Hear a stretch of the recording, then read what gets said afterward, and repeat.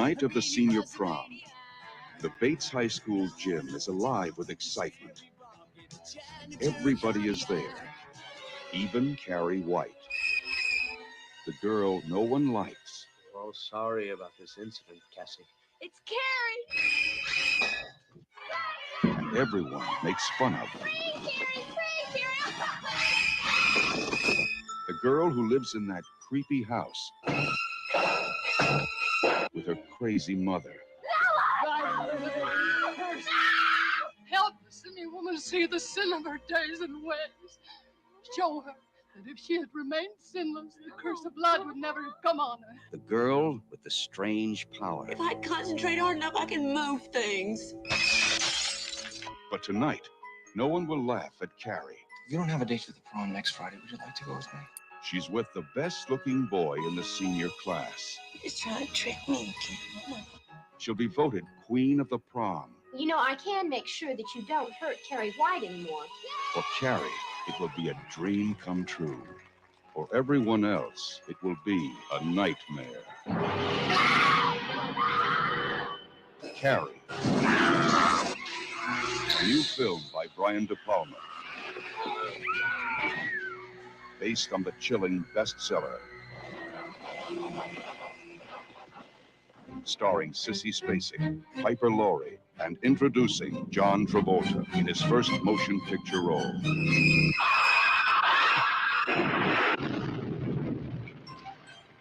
If you have a taste for terror,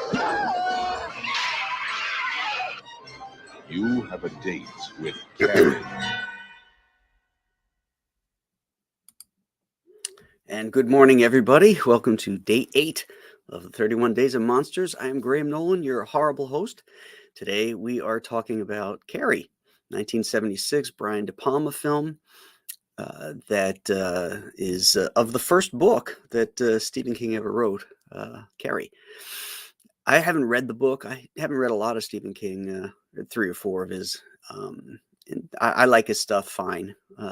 You know, if I loved it more, I'd probably read more.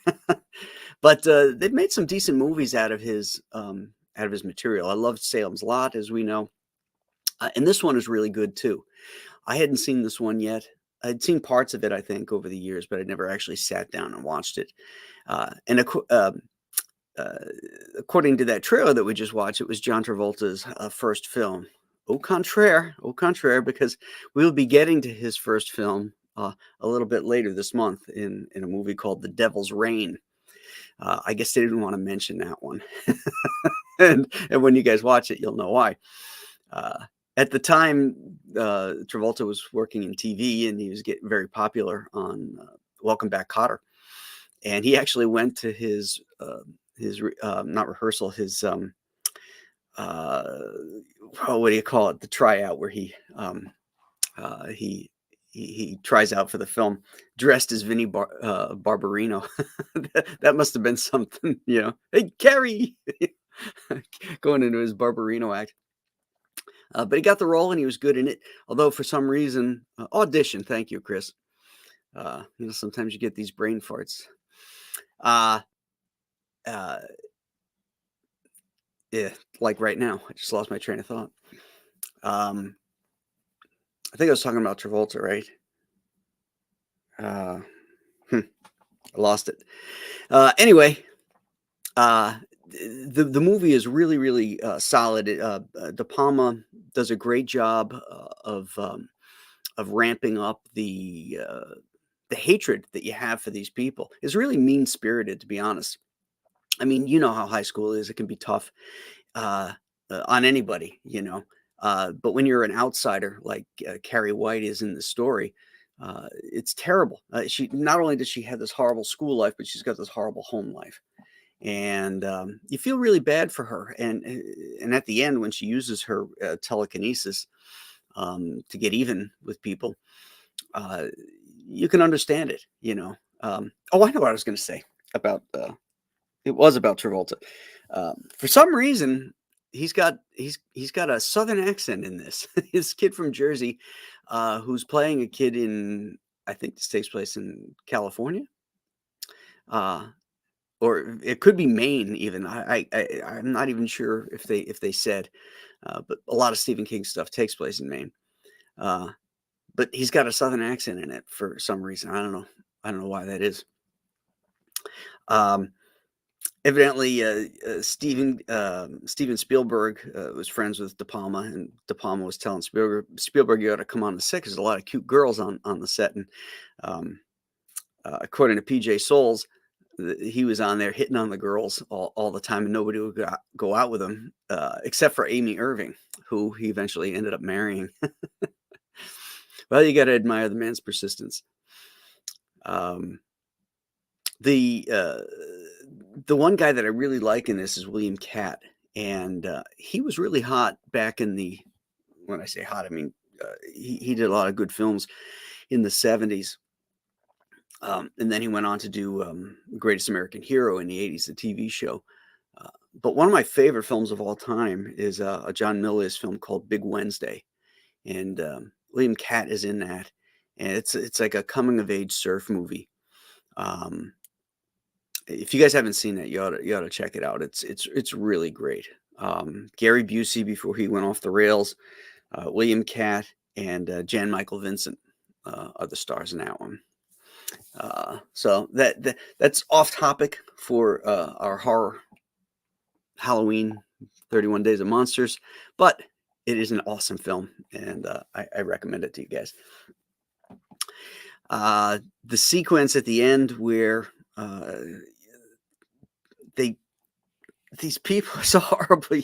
They get all this pig blood and they're gonna spill it on Carrie, and she's finally accepting that maybe what's happening is real.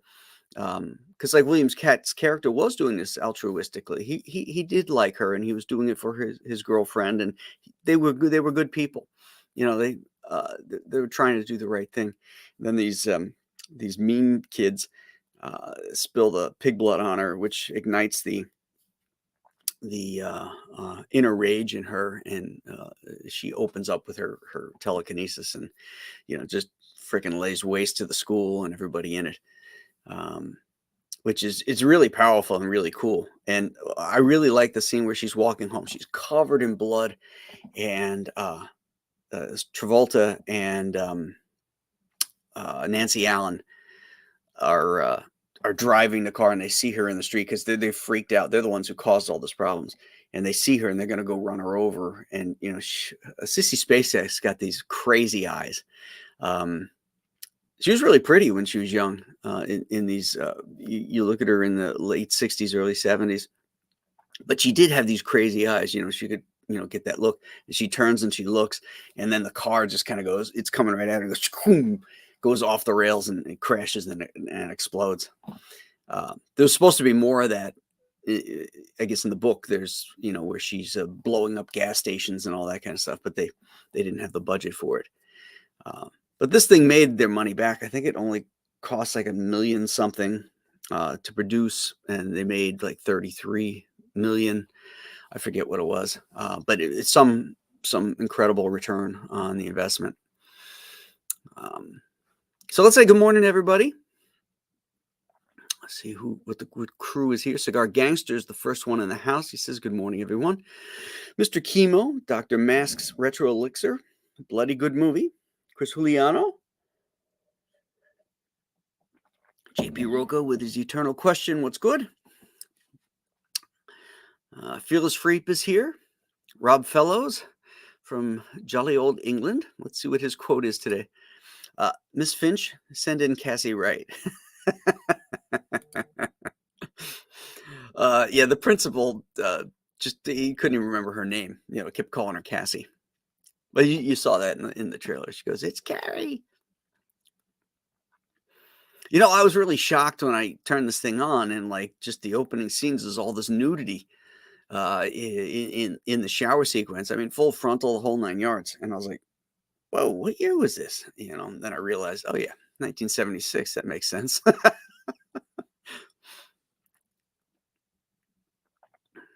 Jake Blues is here. Marcus Calgrew is here. Vogan Club webmaster, who is in reality, his secret identity is Steve Lowenthal. He says, good morning.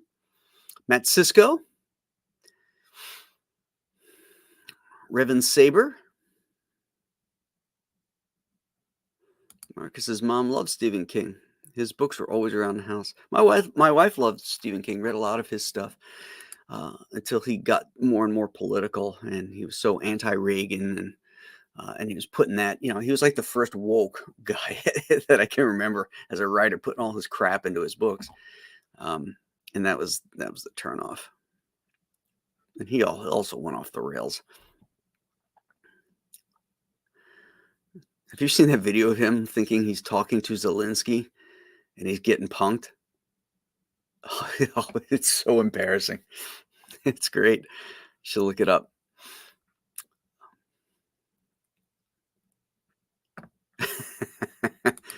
Cigar Gangster says the cast looked more like they were in their second year of grad school versus a seniority year of high school. Yeah, well, Sissy Spacek was 25 when she made the movie. So you're absolutely right on that. Jake Blues says, I've seen the movies, and by the time I got around to trying to read his books, I found out he's such a leftist loon, I didn't want to give him any more money. That's it. We don't cancel people. We just don't support them. It's the way it should be. Vote with your wallets.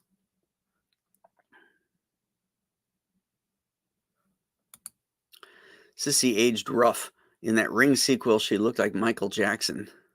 Oh. She's in her 70s now, right? Yeah, it's got to be. Jake Blues liked Big Wednesday. Yeah. Chris Juliano likes it too.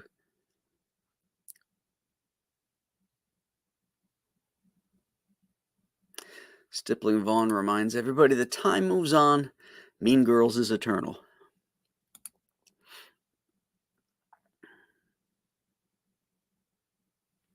Dale A says it's 5 o'clock in the morning. It's too early to be scared. You must be on West Coast time. Oh, yeah, that's right. Fearless Root says William Catt is Barbara Hale's son. Perry Mason's secretary, Della Street. I forgot about that. Well, we got Dennis Shoemate out of bed this morning. Morning, Dennis.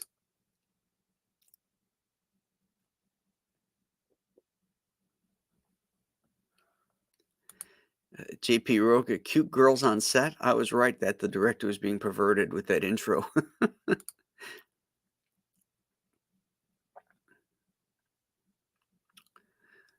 Chris says, I wonder if a sequel was ever considered by King or the studio. Yeah, I don't know.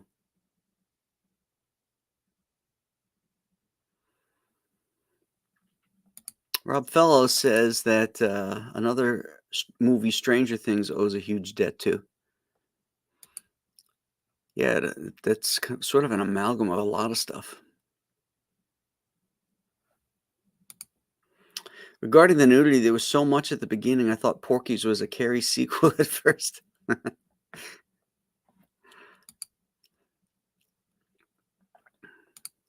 Dr. Mass says grab something at Graham's website and keep an eye out for the Shanu plushie coming soon. Yes, I have the with the Shanu plushies, there's going to be this mini print that I'll be unveiling, and that's getting printed right now. So I'm waiting for those to come in, and then we'll start putting these bad boys up with his loving hearts for all who want to give him some joy.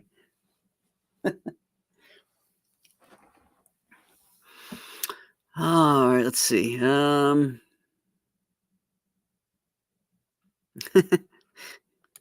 Marcus says his mother was a lefty, so she didn't mind reading Stephen King, that is.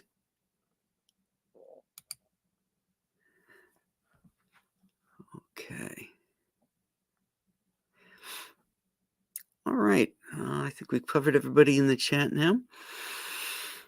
Tomorrow, day 9, is Terminator 2, the sequel to James Cameron's Terminator, also directed by him. And that one is pre-recorded because I got to have surgery tomorrow. So I'm going to be out for a little bit, not sure how long. So I'm pre-recording some stuff just in case. If I get back sooner, I'll just pop in and we won't have to watch those. Oh, JP Rocco wants to know where we can find Moloch. I watched it on Shudder. I'm not sure, but it's rentable. You know, I'm sure you can rent it on Amazon or Vudu, or you know, so you might have to pay to watch it. But if you have Shudder, it's on there for sure. I'm not sure where else. So that's the story, guys. I'll be out tomorrow. The show will be posted. We'll put it up at our regular time at 8 o'clock. And, behave in my absence. And we'll be back as soon as I can. And look forward to seeing you and talking with you again.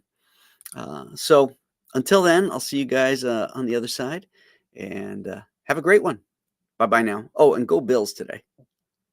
See ya. Bye-bye.